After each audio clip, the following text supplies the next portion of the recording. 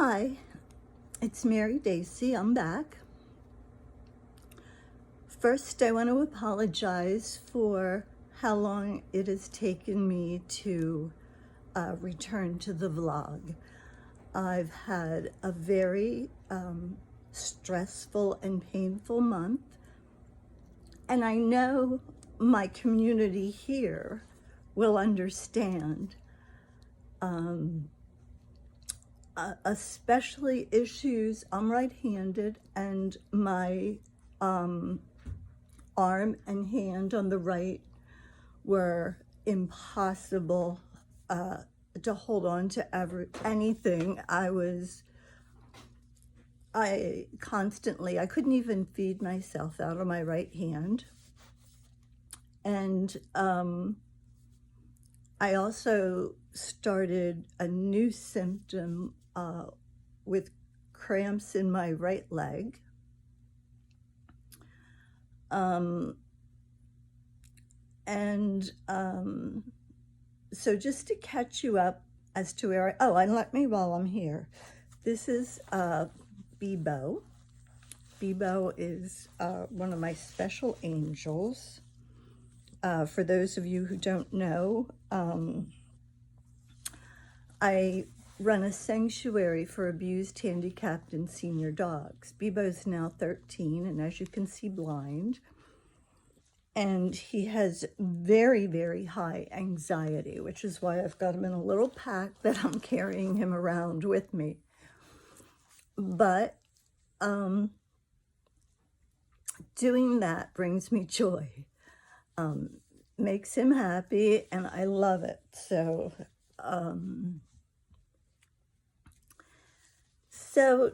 I wanted to talk about the meetings that I had this week.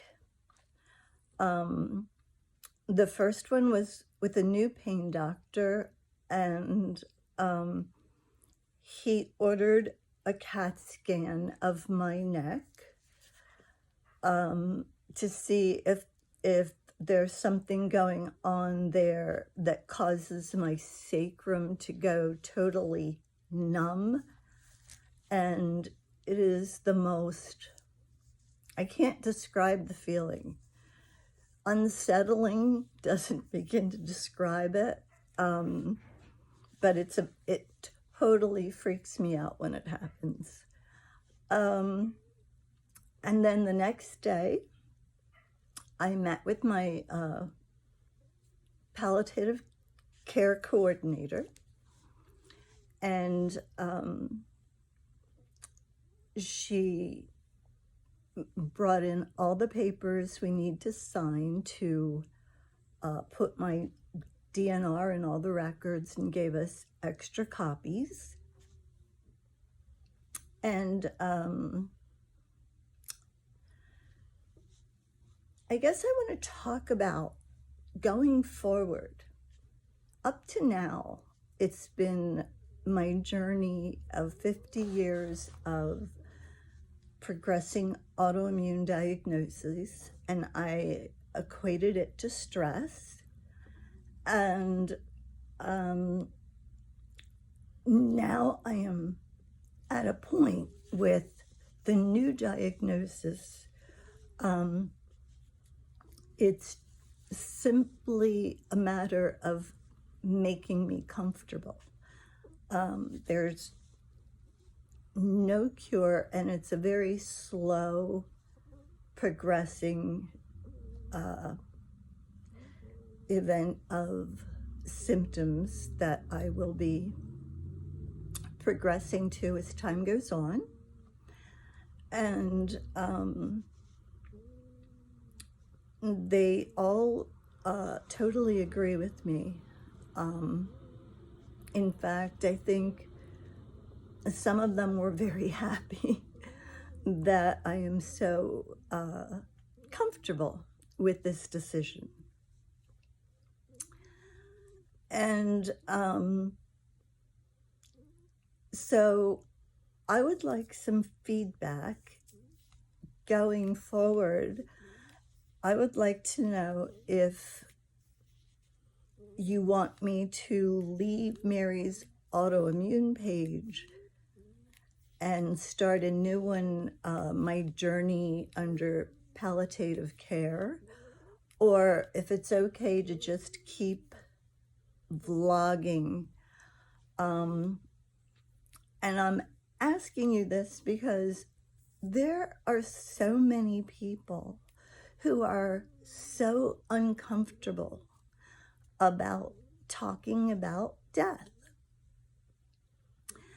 And I would like to continue vlogging about that aspect because I think it should become a normal part of conversation.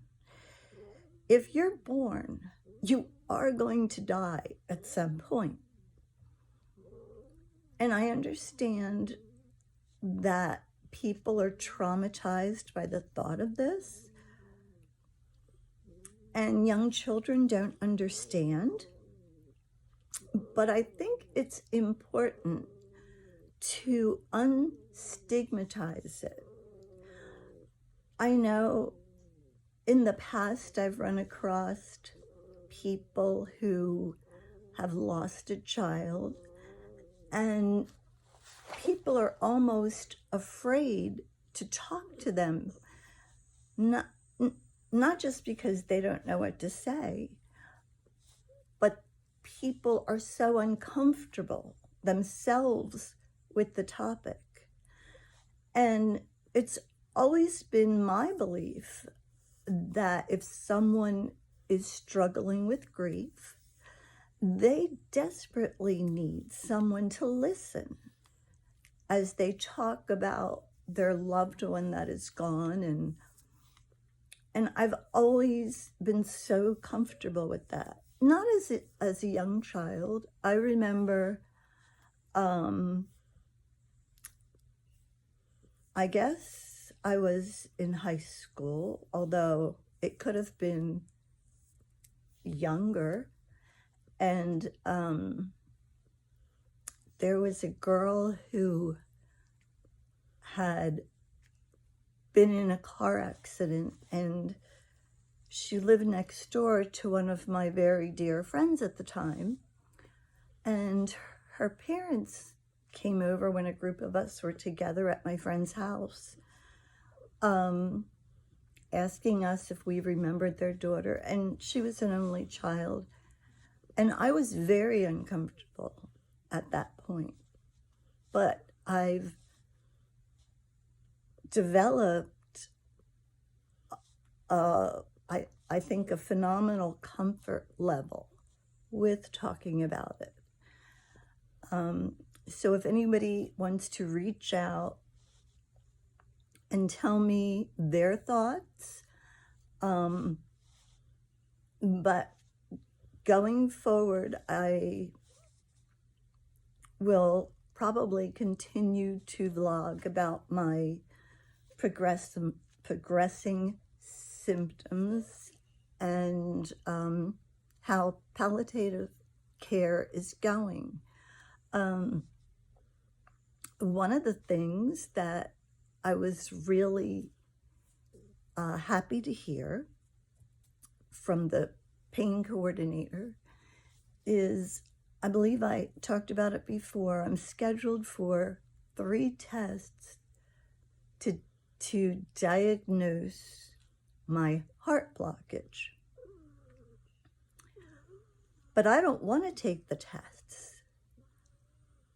And the whole reason that I'm taking them is so I get cleared for my next procedure to make me comfortable, because anesthesiologist has an issue with it. And the patient care coordinator indicated that she would reach out and see, since all this paperwork is documented, if I can just go ahead and get my procedure without having to go through unnecessary testing.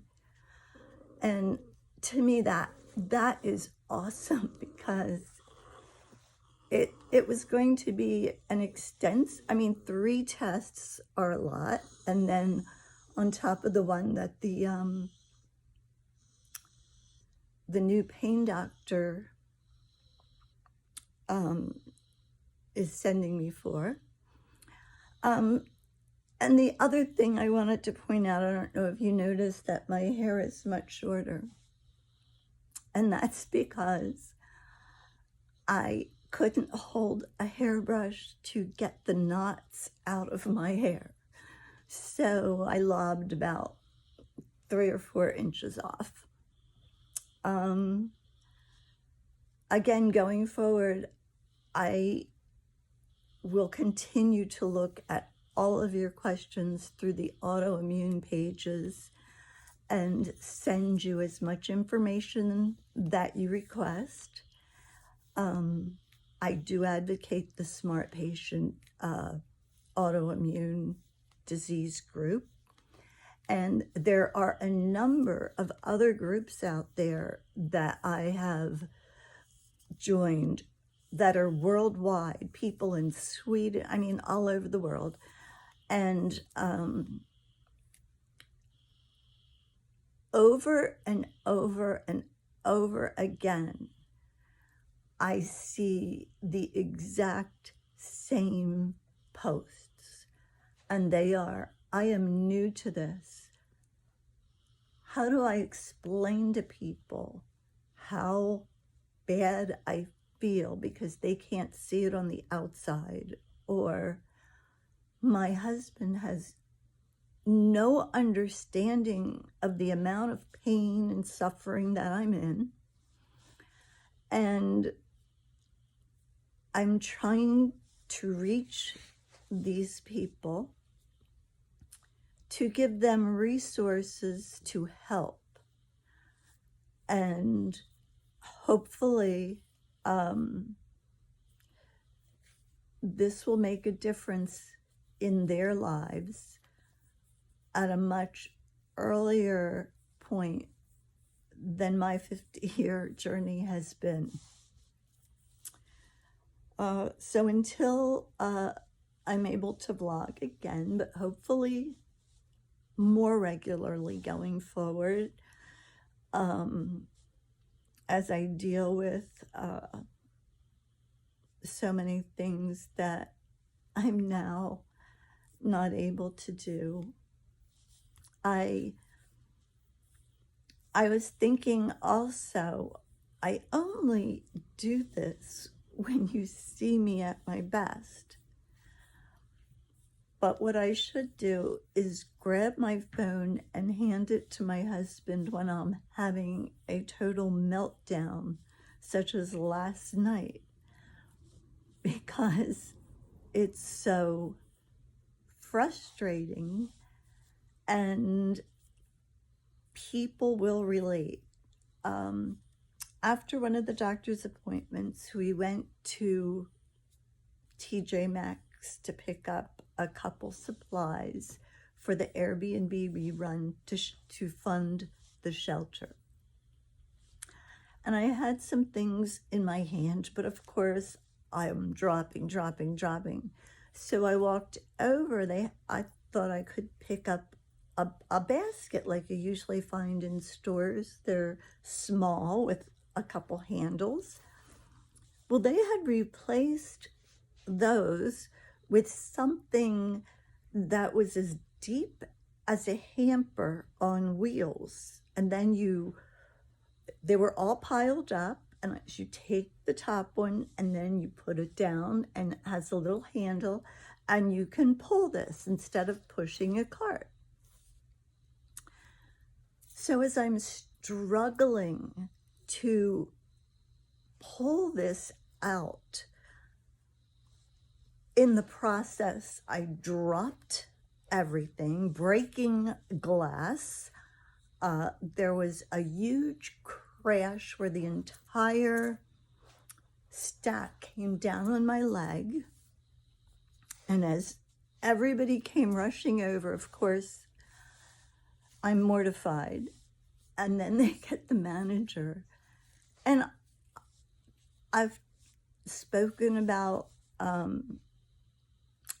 my empath abilities, and as he's talking to me and asking me to, sit down, am I okay, and I'm talking to him, I can literally see on his face like a ticker tape running across his forehead. There is something radically wrong with this woman. Is she drunk? Is she on drugs? Because of my movements, my speech patterns, my inability to control my eye movements, my odd gait when walking. And I had brought it up to the patient care, palliative care coordinator, how much I don't like to go out in public because of all these things. And I feel that I am making others uncomfortable, which just adds to my stress. So if you're going through similar issues, I want you to know that you really don't have to apologize for anything. But you should do whatever you need to do to make yourself comfortable and as stress-free as possible. And for me, a lot of that is just staying home with my angels.